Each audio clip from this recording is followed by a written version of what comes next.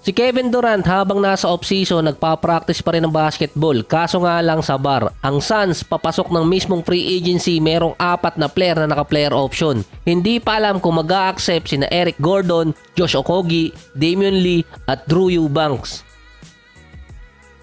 So may 4 na players doon na kailangan palitan or idagdag. Ang isa sa mga players din na gusto makuha ng Suns sa free agency at matagal na rin namang nasa rumors nila ay si Andre Drummond. Meron naman big man so far ang Suns, si Nurkic at si Eubanks. Pero dahil sa nangyari sa playoffs sa West, kailangan ng Suns na tapatan yung dalawang teams. Actually 3 yun, Minnesota, Denver at Dallas. Magiging 4 pa yun kung sakali dahil sa OKC Thunder. Meron din silang big man na naging malaki ang impact sa playoffs katulad ni Holmgren.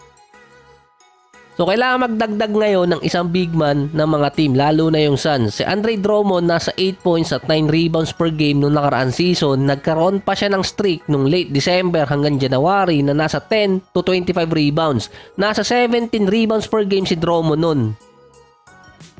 Malaki kasi ang inangat ng OKC since dumating si Holmgren. Sa Nuggets, andun si Jokic at si Gordon. Ang ginagawa kasi ng Minnesota, 2 ang binabantay nila kay Jokic na naging effective naman hanggang ma-resolba ni Nikola yung matchup. Sa Dallas versus Minnesota naman, may 2 lob player at big man din ang Mavericks, si Gafford at si Lively. Yung si Lively baka lumakas pa yan pagtagal.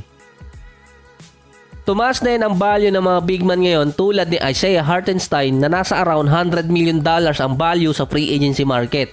Target siyang makuha ng OKC Thunder. Si Nick Claxton naman ng Nets o-operan agad ng Brooklyn ng $100+ million. Ito ay para hindi siya maagaw at umalis ng Brooklyn. Ang report pa doon ng OKC din ang may gustong kumuha sa kanya ng $100 million na kontrata. Nasa Nets ang right so far ni Claxton. Siya din yung big name sa free agency sa mga sentro.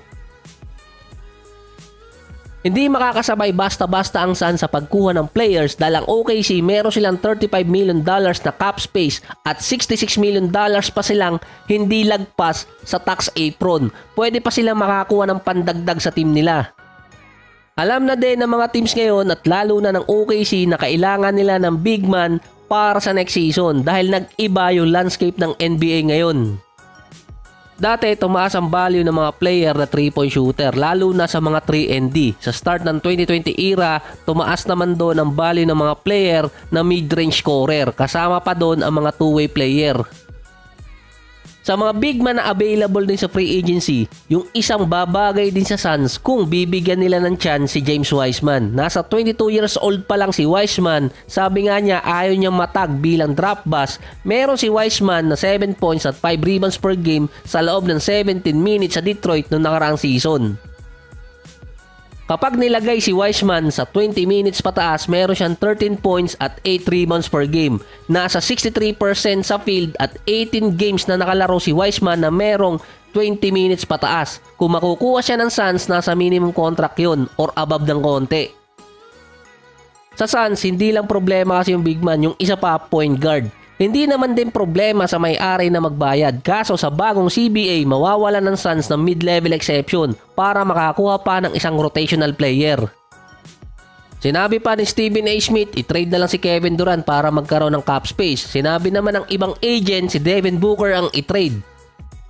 Kaso si Devin Booker kasi ang franchise player ng Suns. So ang pag-asa doon ng Suns para magkaroon ng cap space kung i-waive ni Bradley Beal ang kanyang no trade clause at ma-trade siya. Sa buong NBA din ang Minnesota so far ang may pinakamataas na salary or payroll. Pero sa kanila kasi magbabawa sila ng player. Iba sa Suns, kailangan nilang kumuha ng player. Bukod sa OKC, may chance na magpalakas ang Jazz, Rockets, San Antonio, kahit yung Kings at yung Memphis.